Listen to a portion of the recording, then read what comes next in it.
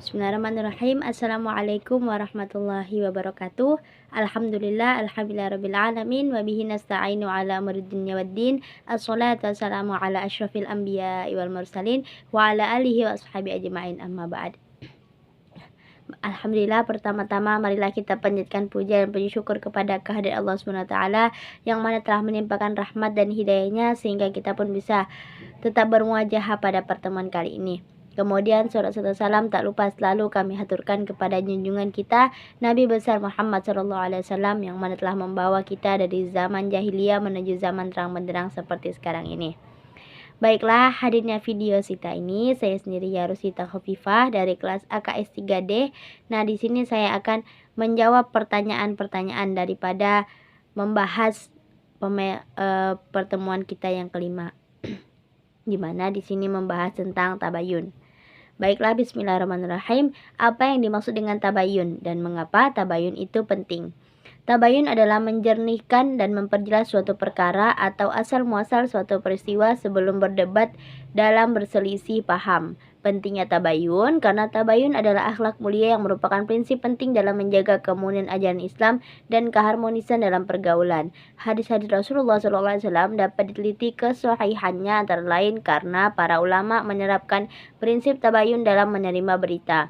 Begitu pula dalam kehidupan sosial masyarakat, seseorang akan selamat dari salah paham atau permusuhan bahkan pertumpahan darah antar sesamanya karena ia melakukan tabayun dengan baik. Yang kedua, mengapa tabayun itu penting dalam pemasaran? Dalam pemasaran, seseorang pembeli atau penjual akan selamat dari salah paham dalam dunia bisnis atau permusuhan bahkan pertumpahan darah antar sesamanya karena ia melakukan tabayun dengan baik. Yang ketiga, coba Anda sebutkan surah-surah yang menjelaskan tentang tabayun dan baca surah-surah tersebut dan jelaskan isi kandungannya. Nah, untuk yang pertama ada di surah Al-Hujurat ayat 6 yang berbunyi A'udzubillahi minasyaitonirrajim. Bismillahirrahmanirrahim. Ayyuhalladzina amanu in ja'akum fasiqum binaba'in fatabayyanu an tusibu qauman bijahalatin fatusbihu ala ma fa'altum nadimin. Shadaqallahul azim. Artinya, wahai orang-orang yang beriman, jika seseorang yang fasik datang kepadamu membawa suatu berita, maka telitilah kebenarannya agar kamu tidak mencelakakan suatu kaum karena kebodohan atau kecerobohan yang akhirnya kamu menyesali perbuatannya itu. Nah, kandungannya ialah bahwa tabayun dapat dilakukan dalam dua hal. Pertama, tabayun dilakukan pada pembawa berita. Perlu dicari informasinya apakah pembawa berita itu bisa dipercaya atau tidak. Nah, yang kedua, tabayun pada isi beritanya juga perlu diketahui, perlu diteliti apakah informasi yang dibawa itu bisa dipercaya atau tidak.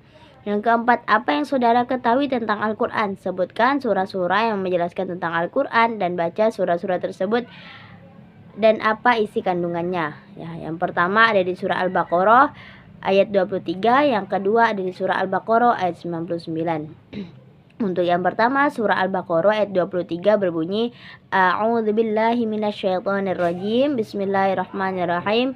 Wa in kuntum fi raibim mimma nazzalna ala abdina fa'tu bi suratin min misli wad'u syuhada'akum min dunillahi in kuntum shadiqin. Nah, artinya, dan jika kamu melakukan Al-Quran yang kami turunkan kepada hamba kami Muhammad, maka buatlah satu surat semisal dengannya dan ajaklah penolong-penolongmu selain Allah jika kamu orang-orang yang benar. Nah, kandungannya, dan jika kalian, wahai orang-orang kafir yang membangkang, masih dalam keraguan terhadap Al-Quran yang telah kami turunkan kepada hamba kami Muhammad SAW, dan kalian beranggapan ia bukan dari sisi Allah, maka datangkanlah satu surat yang menyerupai satu surat Al-Quran dan mintalah bantuan kepada siapa saja yang dapat kalian jumpai dari para penolong kalian jika kalian benar dalam klaim kalian.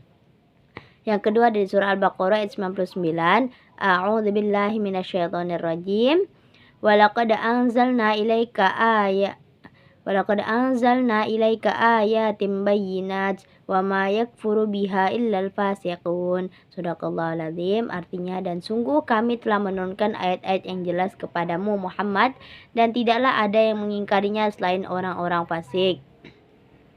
Nah, kandungannya, dan sungguh kami telah menurunkan kepadamu, wahai Rasul, tanda-tanda penjelasan kebenaran yang paling jelas yang menunjukkan bahwa kamu adalah Rasul dari Allah secara benar dan hak, dan tidak ada yang mengingkarinya ayat-ayat itu kecuali orang-orang yang keluar dari agama Allah. Yang kelima, apa yang Anda ketahui tentang globalisasi informasi dan komunikasi? Nah, jawabannya adalah globalisasi informasi dan komunikasi adalah pengaruh mendunianya proses pemberitahuan dan pendapat dan juga peristiwa atau event. Untuk dapat menjadi informasi, ide atau gagasan dan juga harus dinyatakan baik dalam bentuk lisan isyarat atau tertulis. Pengaruh globalisasi dalam pemasaran ialah pendorong biaya yang dikategorikan sebagai cakupan dan skala ekonomis, pembelajaran dan pengalaman, efisiensi sumber, logistik yang baik, perbedaan dalam keterampilan dan biaya di negara bersangkutan, dan biaya pengembangan produk. Yang keenam, baca surah Al-Hujurat ayat 6 dan apa kandungan isi dari surah Al-Hujurat tersebut. Kemudian apa kaitannya dengan antara surah Al-Hujurat 6 ayat 6 ini dengan pemasaran yang dilakukan oleh perusahaan. Nah, baik. A'udzubillahi minasyaitonirrajim. Bismillahirrahmanirrahim. Ayyuhalladzina amanu in ja'akum fasiqun binaba'in fatabayyanu an tusibu qauman bijahalatin fatusbihu 'ala ma fa'altum nadimin. Shadaqallahul azim. Artinya, wahai orang-orang yang beriman, jika seseorang yang fasik datang kepadamu membawa suatu berita, maka telitilah kebenarannya, agar kamu tidak mencelakakan suatu kaum karena kebodohan, yang akhirnya kamu menyesali perbuatanmu itu. Isi kandungan surat tersebut ialah bahwa tabayun dapat dilakukan dalam dua hal. Pertama, tabayun dilakukan pada pembawa berita, yaitu perlu dicari informasinya apakah pembawa berita itu bisa dipercaya atau tidak.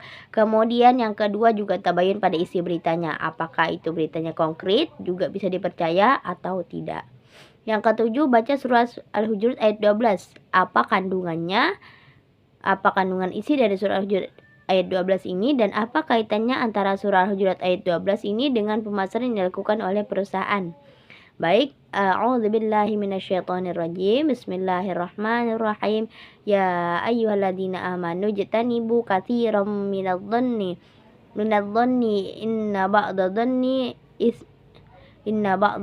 ismun wa la tajassasu wa la yaghtab ba'dukum ba'dha ayuhibbu ahadukum ayyakula lahma akhihi maitan fakarihtumuh wattaqullah innallaha tawwabur rahim. Shadaqallahul azim. Nah, artinya wahai orang-orang yang beriman, jauhilah banyak dari prasangka. Sesungguhnya sebagian prasangka itu dosa, dan janganlah kamu mencari-cari kesalahan orang lain, dan janganlah ada di antara kamu yang menggunjing sebagian yang lain. Apakah ada di antara kamu yang suka makan daging saudaranya yang sudah mati? Tentu kamu merasa jijik, dan bertakwalah kepada Allah, sesungguhnya Allah Maha Penerima Taubat, Maha Penyayang. Nah, isi kandungannya yaitu wahai orang-orang yang beriman, jauhilah kebanyakan purbasangka atau kecurigaan, karena sebagian dari purbasangka itu dosa. Dan janganlah mencari-cari keburukan orang, dan janganlah mengunjingkan satu sama lain. Adakah seseorang di antara kamu yang suka memakan daging saudaranya yang sudah mati? Maka tentulah kamu merasa jijik kepadanya. Dan bertakwalah kepada Allah, sesungguhnya Allah Maha Penerima Taubat lagi Maha Penyayang. Selanjutnya nomor 8, baca surah Al-Isra ayat 82 dan 9.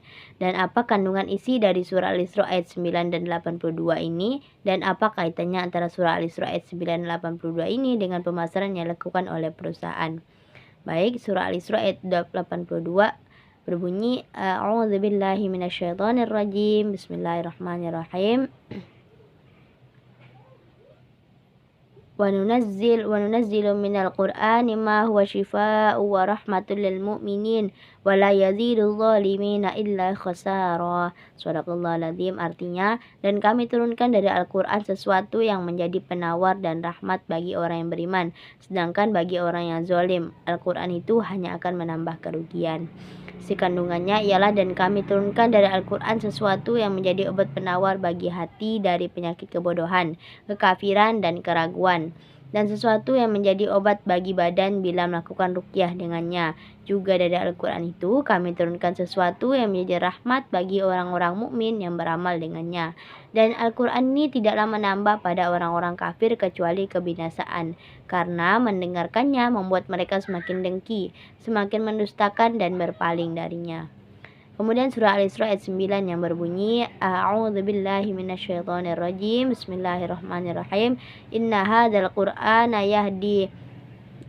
yahdillati hiya aqwam wa yubashshirul mu'minina alladzina ya'maluna sholihati anna lahum ajran kabira.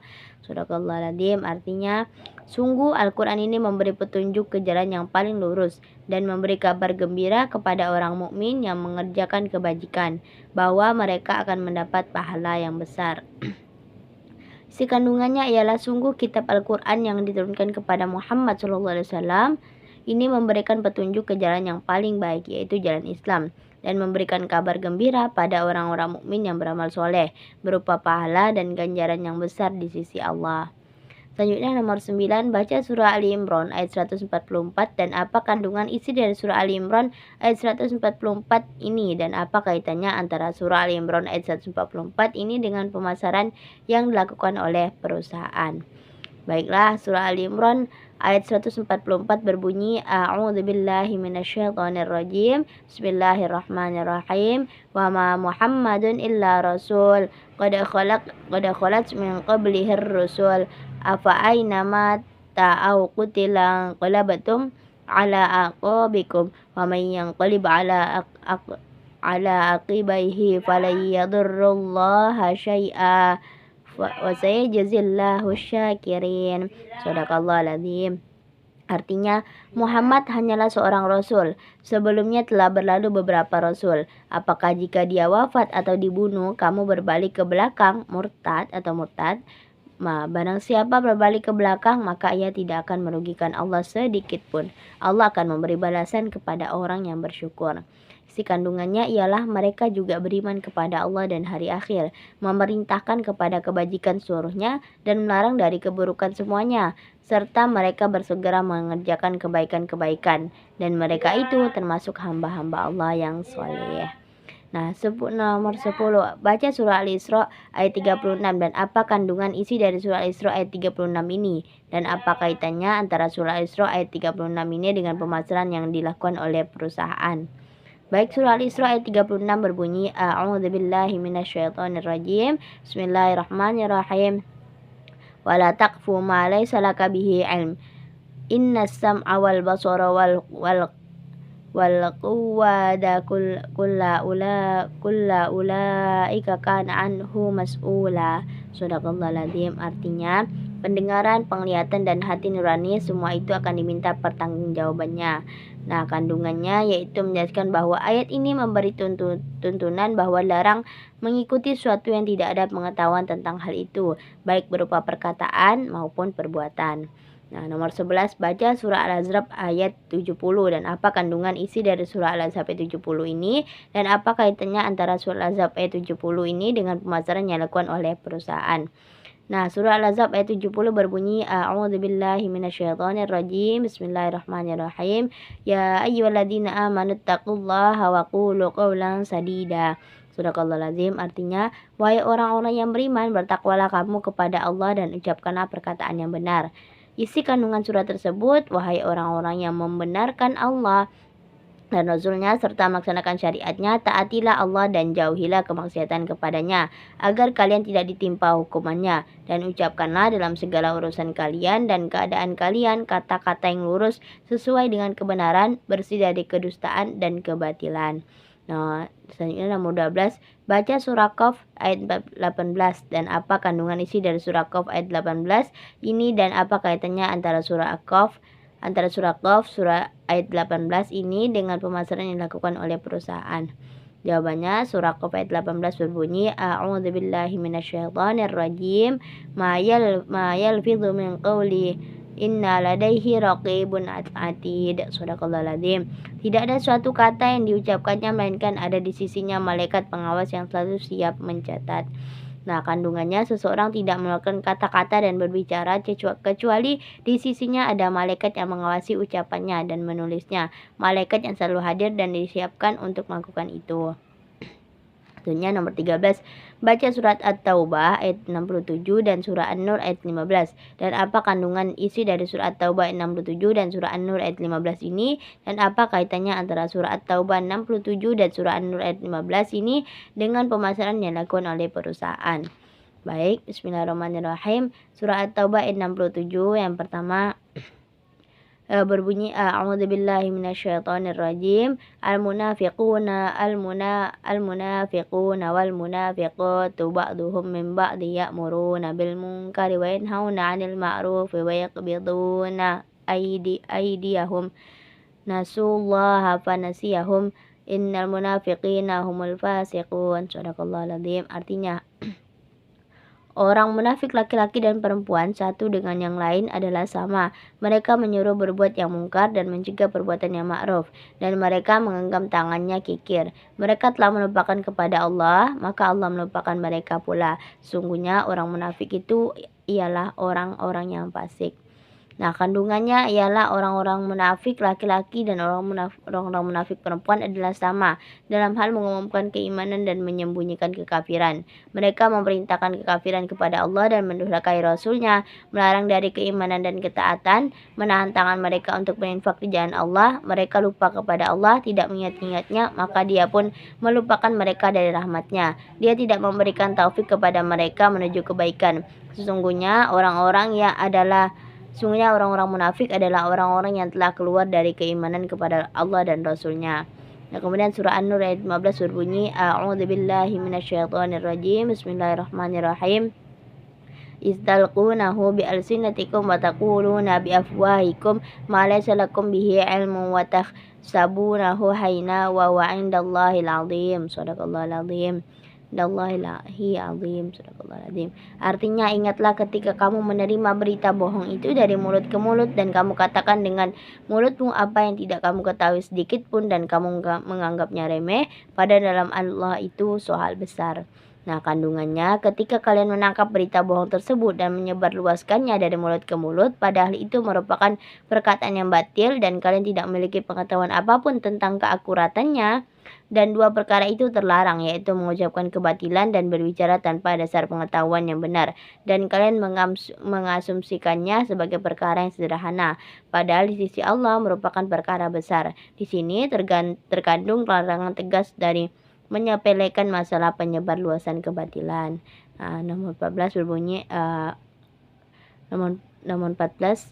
Bagaimana perbedaan penafsiran ayat Al-Qarni dan Muhammad Quraisy Shihab tentang ayat-ayat Tabayun? Muhammad Quraisy Shihab menggunakan metode tahlili dalam menafsirkan ayat-ayat tentang tabayun, misalnya surat Al-Hujurat ayat 6. Sedangkan ayat Al-Qarni menggunakan metode ijmali dalam menafsirkan ayat-ayat tentang tabayun. Corak penafsiran Muhammad Quraisy Shihab menggunakan corak tafsir adabi al-ijtima, sosial kemasyarakatan, sedangkan ayat Al-Qarni menggunakan corak tafsir sufi al-isyari. Nah, 15. Bagaimana persamaan penafsiran ayat Al-Qarni dan Muhammad Quraisy Shihab tentang ayat-ayat tabayun? Nah, dalam menafsirkan ayat tentang tabayun, menurut Muhammad Quraisy Shihab dan ayat Al-Qarni, mereka sama-sama mengartikan fatabayyanu sebagai makna teliti dalam menerima berita atau informasi yang disebarkan oleh orang fasik. Tabayun merupakan perintah Allah dan merupakan anjuran dalam Al-Quran untuk kaum mukmin agar lebih teliti dan berhati-hati dalam menerima berita atau informasi. Jangan sampai menyesal karena menyakiti hati orang yang tidak bersalah. Tabayun merupakan ajaran dalam Islam untuk menyelesaikan masalah tanpa ada konflik atau permusuhan setelah dilakukan tabayun. Nah, nomor 16, sebutkan dan jelaskan model-model riset menurut Islam dan jelaskan tujuan dari tabayun. Yang pertama, riset bayani, yaitu penelitian yang ditujukan untuk mengenal gejala alam. dengan segala gerak-gerik dan prosesnya. Misalnya mengenai kenapa kupu-kupu berwarna-warni, kenapa ikan terdiri beragam jenis, dan bagaimana cara hidup dan pola makannya. Yang kedua ada riset istiqra'i, yaitu penelitian yang ditujukan untuk mencari kejelasan pola-pola kebudayaan dan kehidupan sosial manusia. Ini yang kemudian berkembang menjadi riset ilmu sosial. Yang ketiga ada riset jadali, yaitu riset yang dimaksudkan untuk mencari hakikat atau kebenaran yang didasarkan oleh cara berpikir rasional. Di sini biasa digunakan ilmu mantik dan filsafat. Yang keempat ada riset burhani, yaitu riset untuk tujuan eksperimen, misalnya atas temuan obat tertentu, dilakukan tes laboratorium, contohnya seperti mencobakan metode baru dalam pembelajaran terhadap siswa-siswi sekolah. Nah, yang terakhir ada riset irfani, yaitu riset secara spesifik menjelajah hakikat ajaran Islam, pada gilirannya menghasilkan ilmu tasawuf. Nah, nomor 17 selanjutnya, jelaskan urgensi tabayun dalam kualitas informasi dalam membangun komunikasi. Tabayun sangat urgen dalam komunikasi, terlebih lagi masyarakat saat ini mengalami keterbukaan dan kemudahan dalam menyampaikan informasi. Karena itu diperlukan tabayun sebagai sikap untuk memperhatikan kualitas informasi yang diterima dan yang disampaikan. Dampaknya diharapkan komunikasi terbangun secara efektif sekaligus memiliki landasan teologis. Nah, nomor 18, coba saudara jelaskan lingkungan bisnis dalam perspektif Islam. Perspektif Islam atas fenomena lingkungan bisnis di zaman sekarang ini memang ada yang sesuai, tetapi ada juga yang tidak sesuai dengan pandangan Islam. Misalnya fenomena dalam faktor teknologi yang hampir setiap harinya ada saja. Ada saja apa penemuan-penemuan teknologi baru, dan dalam hal ini Islam tidak pernah melarang adanya penemuan-penemuan baru dalam hal teknologi. Nah, nomor 19, sebutkan dan jelaskan variabel-variabel lingkungan bisnis. Nah, yang pertama ada faktor demografik atau demografis seperti jumlah penduduk, komposisi, keadaan wilayah, dan pertumbuhan penduduk suatu wilayah atau daerah. Yang B ada faktor gaya hidup, selera masyarakat. Ini seperti selera masyarakat, tren yang sedang digandrungi, dan lain sebagainya.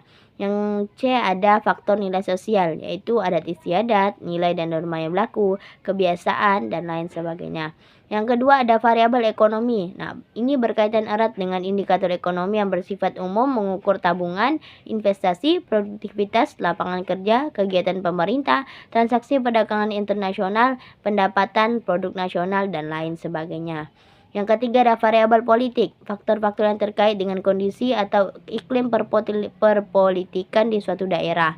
Yang keempat ada variabel teknologi, yaitu kemajuan di bidang teknologi yang berubah-ubah dari waktu ke waktu yang terkadang sangat cepat, sangat mempengaruhi dunia usaha.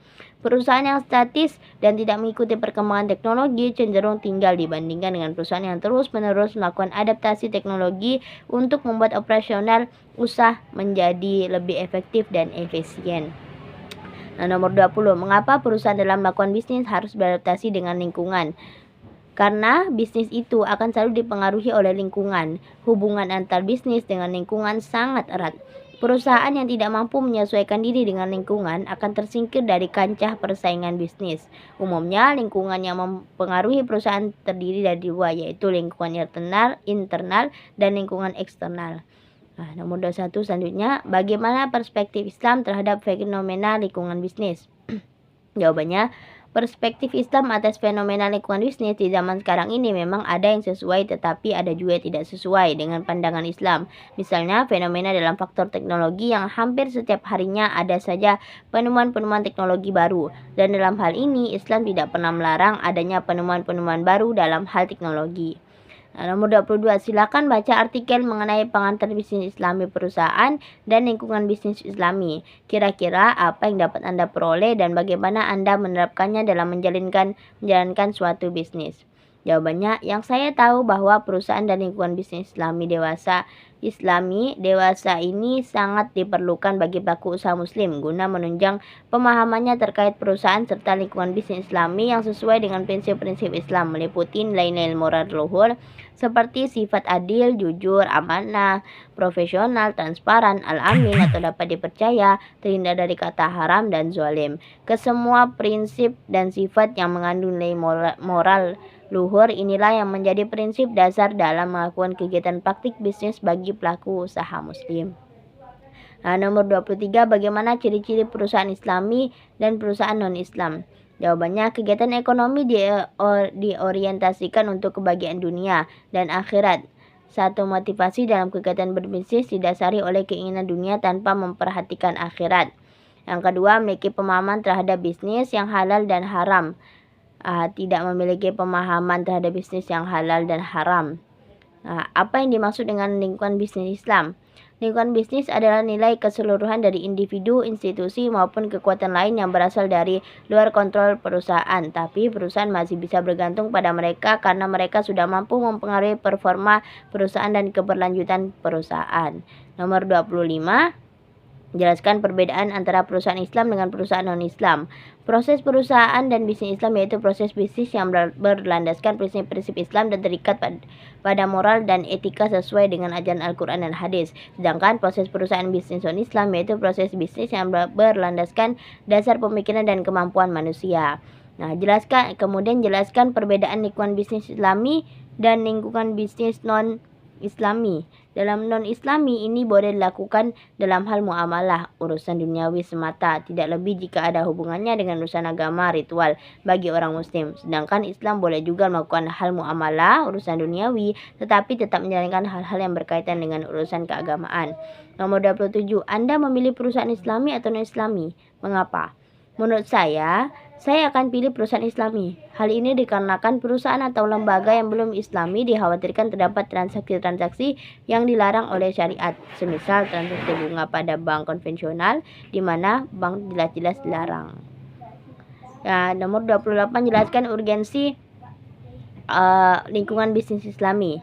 Dijelaskan bahwa yang perlu ditekankan dalam bisnis Islam di Indonesia adalah dengan melihat potensi dan peran strategis yang dilakukan oleh dalam hal pemberdayaan ekonomi Islam melalui sebuah kemitraan usaha antara lembaga keuangan syariah dan usaha kecil menengah. Salah satunya adalah dengan mengembangkan kegiatan usaha pada sektor real di bidang pertanian, misalnya industri serta lini perdagangan dan jasa serta lembaga atau perusahaan keuangan syariah yang perlu diberdayakan dan lakukan percepatan serta pembangunan ekonomi secara menyeluruh atau nasional dan usaha untuk meningkatkan kesejahteraan kehidupan masyarakat Indonesia khususnya di bidang perekonomian. Nomor 29, silakan baca artikel tentang makalah manajemen tentang analisis lingkungan bisnis dan coba jelaskan isi dari makalah manajemen tersebut. Lingkungan bisnis adalah mengamati keseluruhan hal-hal atau keadaan ekstern badan usaha atau industri yang mempengaruhi kegiatan organisasi atau kekuatan atau institusi di luar organisasi bisnis yang dapat mempengaruhi kinerja bisnis. Nomor 30, apa manfaat Anda membaca artikel-artikel mengenai tabayun dalam lingkungan bisnis Islam yang sudah Bapak posting ini? Sangat manfaat sekali. Manfaatnya ialah bahwa tabayun dalam lingkungan bisnis Islam sangat berguna untuk dalam menyeleksi atau mencari kebenaran informasi atau berita yang terjadi di sekitar bisnis atau perusahaan yang dapat mempengaruhi laju usaha tersebut. Hal ini penting untuk menjadi perhatian perusahaan karena akan memengaruhi performa perusahaan, sehingga kesalahpahaman antar sesama perusahaan lain dan reputasi nama baik perusahaan tidak akan terjadi yang semestinya. Baiklah, cukup sekian dari saya, kurang lebihnya mohon dimaafkan. Wabillahi taufiq wal hidayah. Assalamualaikum warahmatullahi wabarakatuh.